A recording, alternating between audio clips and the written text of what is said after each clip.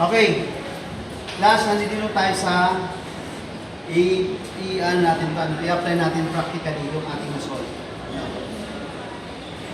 So, now, yung sinasabi ko sa inyong driving gear, ito yon, nasa dividing gear. Yung driver, ito yung lead screw. Yan makikita nyo sa ilalim, lead screw yan. Nakakabit yan yung lead screw. So, ito yung dividing gear.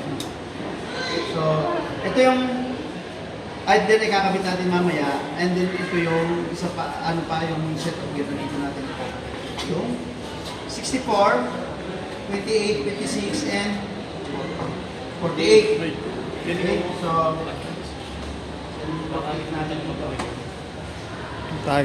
Oy, talaga na ba? 48. Hindi ka. So, may keyway siya, lalagyan mo na yung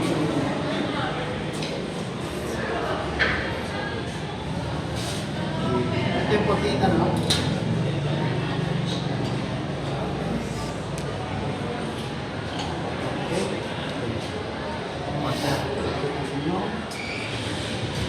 Kaya cellphone na.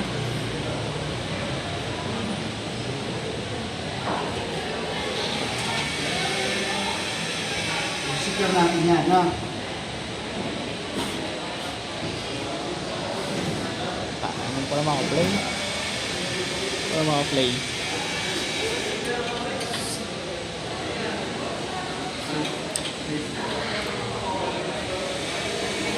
Okay, then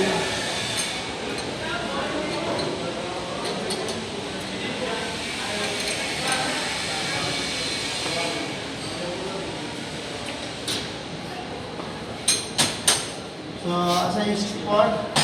So, ito yung 64 na gear para dyan sa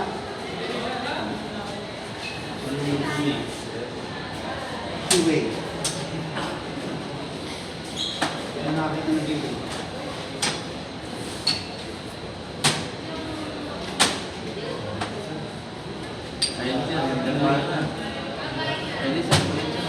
Ha? Galit lang.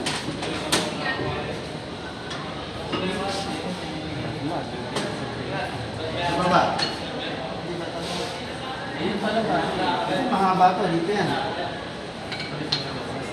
Hindi yan kasya kasi dito. Ano magsalita mo yun sa kung saan na napunta. Hindi na nga. Hindi nga, hanapin nyo sa baba. Post na pa ba? Hospital lang yan. Action! Ito yung driven gear, ano, 64. Nandun according sa nandun yan. 64, no?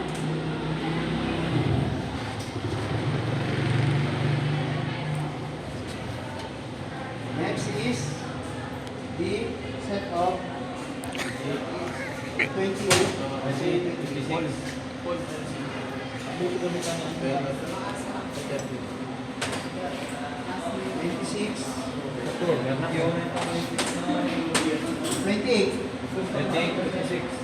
Pagkabilang ako, 28 ito. Pagkabilang. Wala kasi yung marking sa 56. Okay.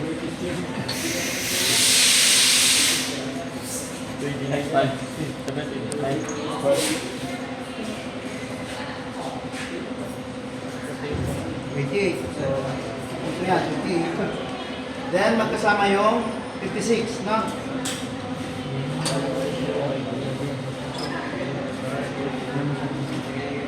Magkasama siya. Ayan.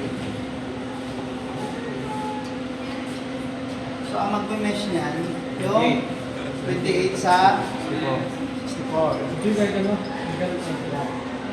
nyo doon, no?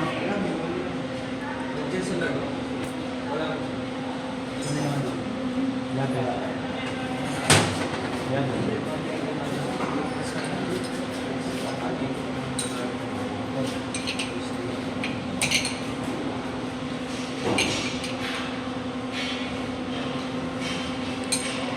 pag naglalagay kayo, kailangan may play siya. I mean, may play yung hindi siya masikip, ano?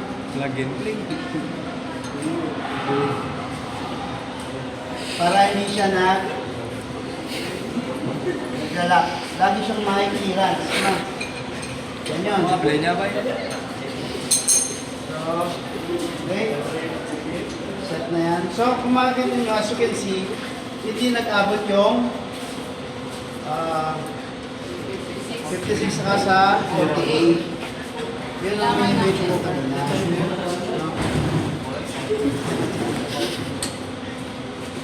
Kaya, gagawa tayo ng edel para mag-lead sila dalawa. At para din, yung gear natin ay mag left hand siya, tumakbo siya ng papuntang left. Okay.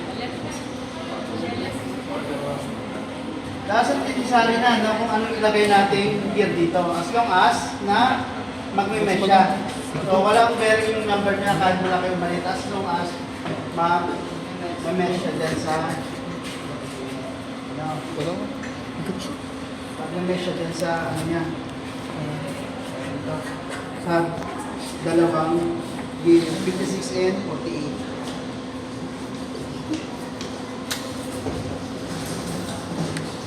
So, kaya ito, 40.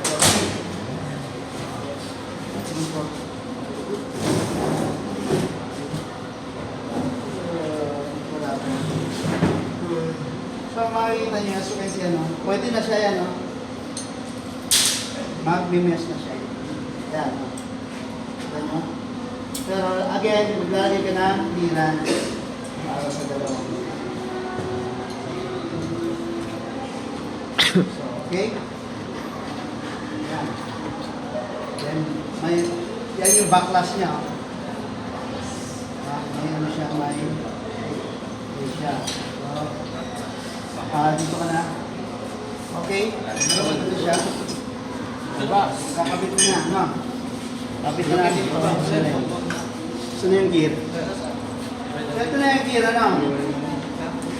Yung 14 degrees, ito na yan, naka-degree. Didegree na natin, ano? Side, naka 14 degrees na siya. So, ang kukunin na lang natin yung travel niya. Kung kasama. Ito, gagawa ka talaga na jigs para dito sa gear na to. No? Titingnan natin kung masunod siya. Yan yung chok yan.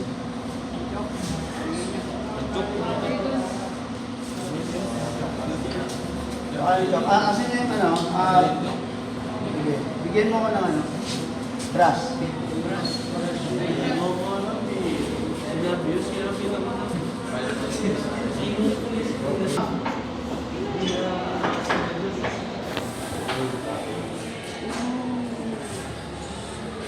Okay, yan na yan. Ano yung brush, no? Yan.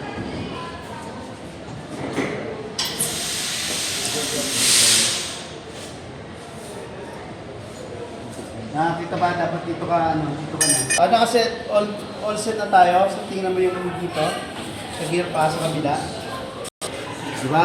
So, mayroon tayong ilang gear. 1, 2, 3, 4, 5. 5 gear na mag-mesh para makuha yung ano natin, helical. So, kailangan natin tandaan to, no? Makita mo yan, para i-clear natin. Maglalagay tayo ng isang tanda dun sa line. Okay? Ayan. Ayan. So, kitang-kita siya. Pakipihit dyan. Papasok. Pihit. Dito. Sige.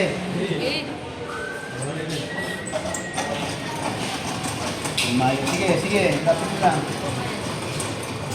So, kita nyo, ma-under siya. Sige, lapit pa. Lapit. Up. Kailangan natin kunin yung ano niya. So, yan yun. Tama ba? Nakasentro ba? Ayan. Okay. Sige nga. Subukan mo. Sige. Travel mo siya. Pasok siya. Ito ang tinitingnan natin ano, kung tatama siya sa dulo. Okay? So, tumama naman, no, di ba? Sige, balik. Balik mo. Tingnan mo ulit. Dito. Ayan. Oh. Ito ka. Tingnan mo. Ayan. Pag ganyan. Oh. Tingnan mo. Sige. Again, takmo mo siya ulit. Kailangan dyan siya sa white na yan. Di ba? Okay. So, meaning, okay yung computation natin. dito sa gear at sa setup niyan. No?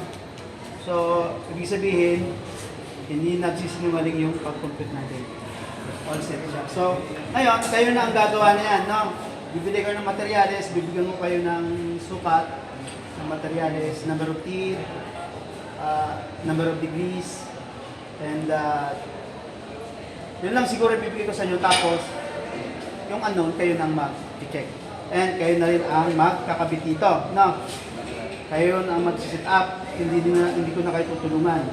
Now, going back dun sa index plate. Dito tayo sa index plate. No? Sa kapigay, pakilabas siya. Sa index plate naman. Ito yung index plate. No? Sige, labas pa. So, index plate, hanapin natin yung number niya. Ano pa? Palabas nito. Up. Ayan, yung number niya. Tingnan mo kung makakuha sa makikita sa camera. Ayan. Ano pa, Mike? Palit. Sab. Nakakita ba? Lapit nyo nga. Makakita yung number, yung 20. Tama? 15, 16, 17, 18, 19, 20 yung pinakamataas. Ito, ano? Kita ba? Opo, sir. Yan yung 20, pinakamataas ng 20. Sa computation natin doon, sabi niya, 20 and 5. 5 holes. So, isa-set natin yan dito sa ano yung set natin siya sa ang pag-set niya, hahanapin mo yung butas niya. Yan. Okay. Nadalagay siya dyan. Nakakita niyo yan. Yan na yung butas ng index plate. So, itatighten lang natin siya para huwag siyang gagalaw pag ikot na siya, no? So, magbibilang tayo ng huwag muna. So, ang pagbilang ng number of holes niyan, kung 5 siya, hindi nyo isasama to, no? Ang unang magbibilang kayo dito na sa after ng isang hole. Kung ito yung number of holes na nakita may number, after siya, wag dito ka magbilang ng 1, 2, 3, 4, 5. Hindi yun. Dapat 1, 2, 3, 4, 5. So, dito siya. So, ito yung number 5 niya. So, diyan ka mag-higpit.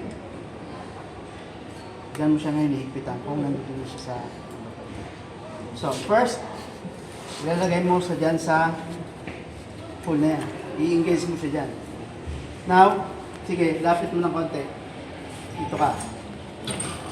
Doon sa may white na yan, balik mo, balik. Up. Umalaw. Ayan. I-ano natin dyan sa center natin. Makakita mo dyan, nasa line yan. Kailangan, lilipat siya rito pag inikot ko siya ng 1 turn dito sa index plate.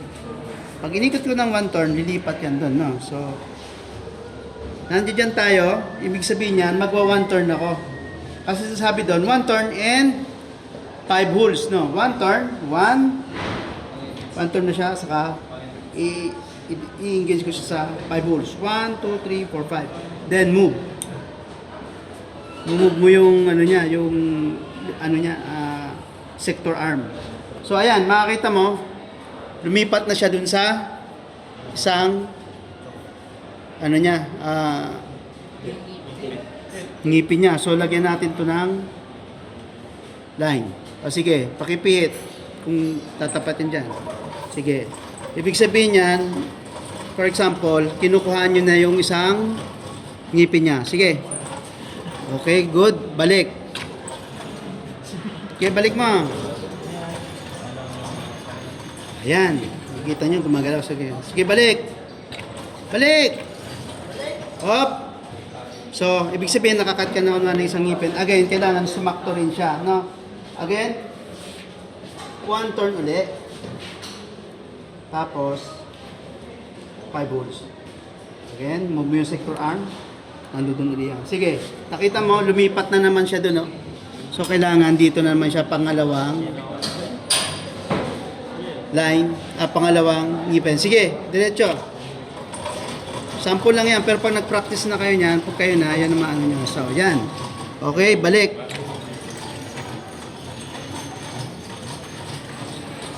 Okay, sige, balik. Again, kahit gumagalaw to, napapansin nyo, pag nag-engage ako, tumatapat lang siya dun sa, ano niya, sa, minamarking natin, minamarking natin, wala na. Ito ba yun? Kaya ito, bantayan din to eh. Ayan, sige. Ayan. Pangatlo kunwari. Ayan. Sige, move.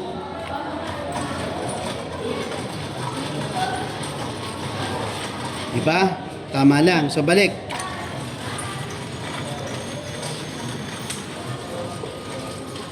So, maubos ang oras natin kung kumpleto natin yung 32 na ano niya, nakit niya. So, pinakita ko lang sa inyo kung paano siya tumatama. Okay? So, that's it for today. Siguro, gagawa kayo na sarili mo. Yun. Pakita mo mga estudyante. So, kunti na lang. Sigan sila lahat. Sila mga estudyante natin. May dalawang babae. So, interesting to, no? So, that's it for today class. So, see you tomorrow. Sign out.